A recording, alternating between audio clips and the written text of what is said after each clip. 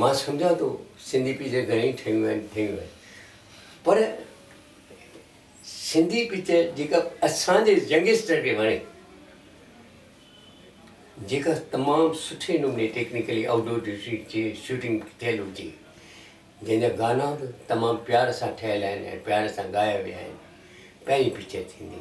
हीउ जेको नाटक लिखियो वियो आहे हलियो आहे पुट एक्टर थियण, उनजो दाइरो जेको हो जेको स्टेज ताईं हो, त उनखे फिल्म जो रूप ॾियण लाइ ॿ ॼणा जवाबदार आहिनि, गोपाल राघानी ऐं कंहिं हद तक महेश राजपूत। स्क्रीन प्ले चवां मुंहिंजो आहे न आहे, हिन में जेको ॿियो ट्रैक खयल आहे उहो बि गोपाल जो ई आहे।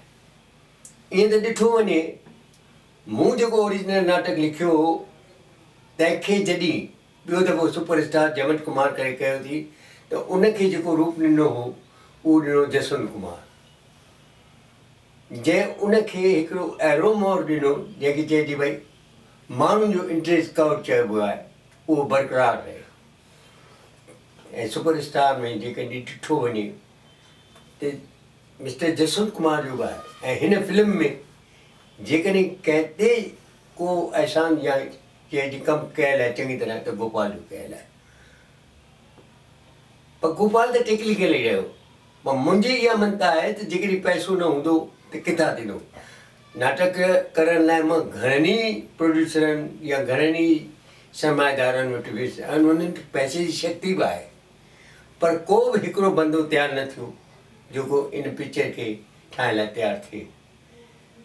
तक़दीर सुठी हुई जो मिस्टर बिहारी कंदारी मिली वियो, जंहिंजो विश्वास मूं में हो, उन हा कई त भई मां फिनेक्ट करण लाइ तयारु आहियां। त ॼण त मूंखे परमात्मा मुंहिंजी ॻाल्हि ॿुधी आहे ऐं फिल्म ठही तयारु थी वई आहे।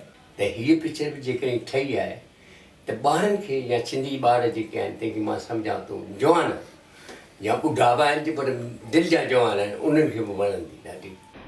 तुंहिंजे चवण जो मतिलबु छा आहे?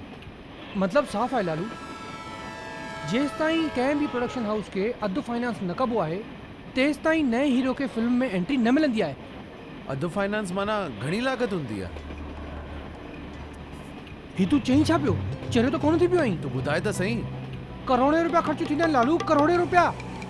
सिंधी फिल्म घणे बजट में ठहंदी आहे? 40, 50, 60 लख। मां 1 करोड़ लॻाईंदुसि। हिन फिल्म में तव्हांखे 3 शयूं मिलंदियूं, विंदर ऐं विंदर, यानी एंटरटेनमेंट एंड एंटरटेनमेंट।